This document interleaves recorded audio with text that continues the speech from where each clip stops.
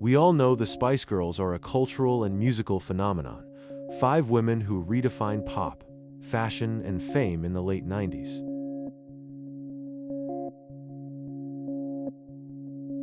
But did you know there's an official book published by Virgin Records themselves that documents their unprecedented rise from girl group hopefuls to global superstars?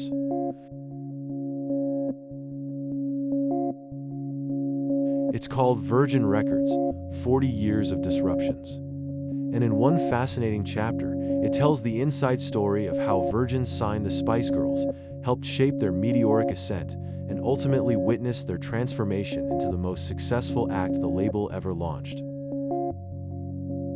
Before the Union Jack dress, Virgin Records was already a force in the music industry, thanks to a barefoot entrepreneur named Richard Branson, who launched the label in the early 70s with little more than long hair, big dreams, and a taste for chaos. Originally known for progressive rock and experimental acts, Virgin eventually evolved into a home for rule breakers and trendsetters. Their roster included legends like Janet Jackson, genre defiers like Lenny Kravitz, and rock icons like the Rolling Stones. But even with all that star power, Virgin had never seen anything quite like the Spice Girls.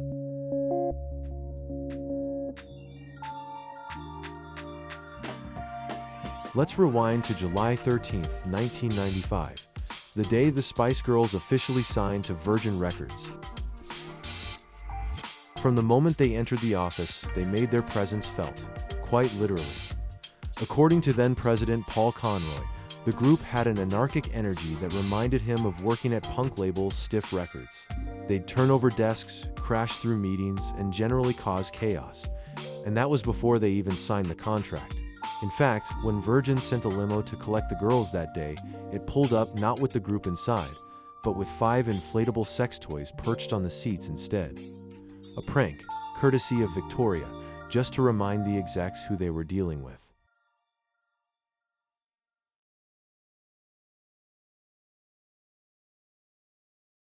Despite the confidence and humor, signing the group was a gamble.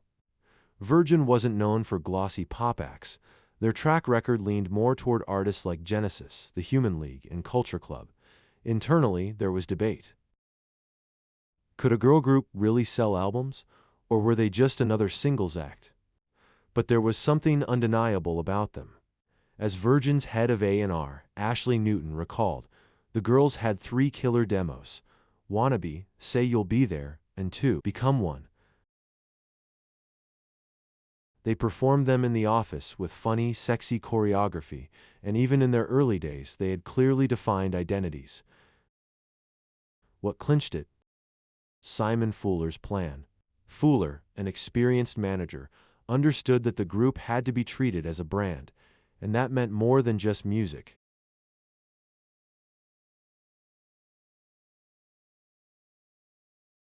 Even before the deal was finalized, Virgin pulled out all the stops.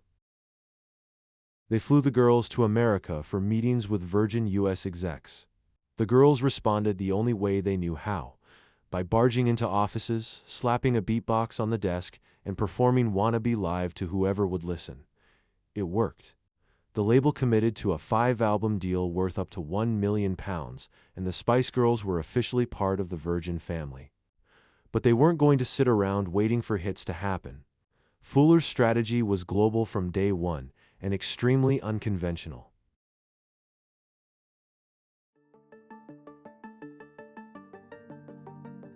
Fuller sent the group to markets most artists ignored, places like Delhi, where they performed in saris and bindis, and Auckland, where they learned a Maori tribal dance traditionally performed only by men.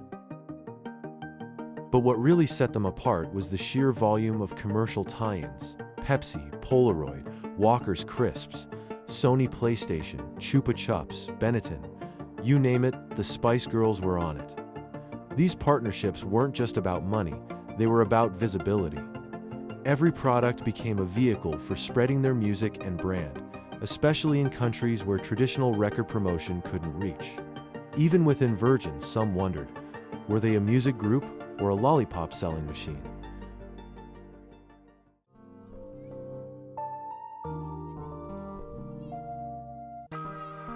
Any doubts were short-lived.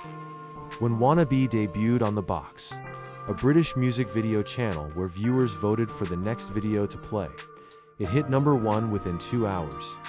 It stayed there for 13 weeks, only to be knocked off by the group's own next single. In the UK, Wannabe knocked Geri off the top spot and held it for 7 weeks, blocking Michael Jackson, Robbie Williams, and George Michael. In the US, it topped the Billboard chart for 4.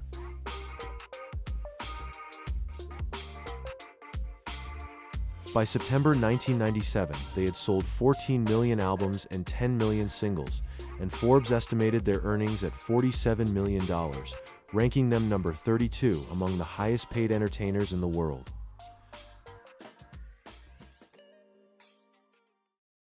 The press went wild.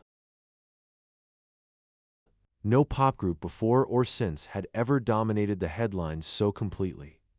From magazine covers to front-page gossip, the media couldn't get enough. The group didn't just sell records, they redefined what pop fame looked like. And all of this was before the release of Spiceworld, the album and the film.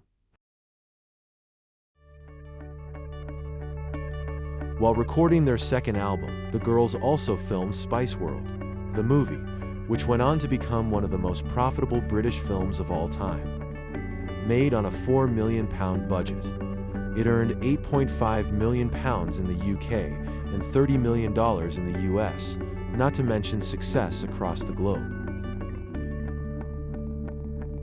Meanwhile, the Spiceworld album itself sold 14 million copies. At this point, the Spice Girls weren't just a pop group, they were a global business.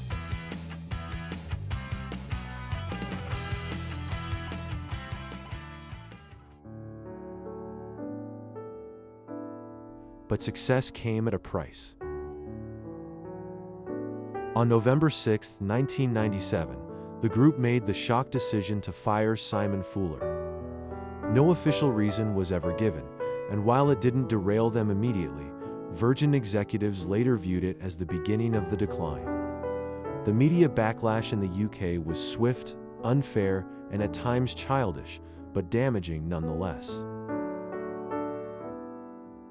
Then came Geri's exit in May 1998, just before their US tour. The group held together for a while, but the fabric was clearly fraying.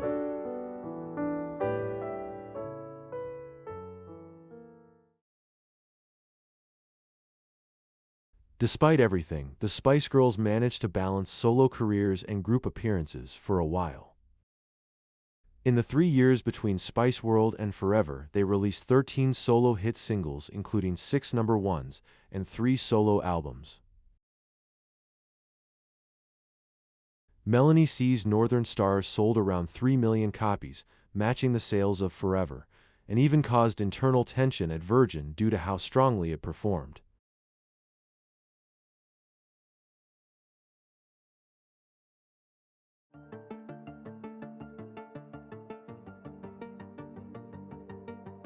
The Spice Girls redefined what a pop group could be: global, media-savvy, brand-savvy, and fearless. Even Virgin Records themselves credit the group with ushering in a new era of celebrity, where music blurred into fashion, sport, film, and TV. The Spice Girls didn't just perform, they became legends.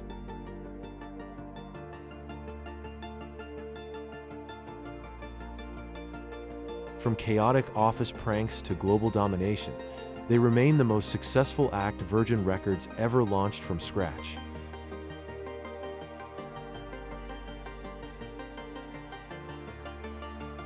They didn't just spice up the charts, they disrupted the entire music industry and changed pop forever.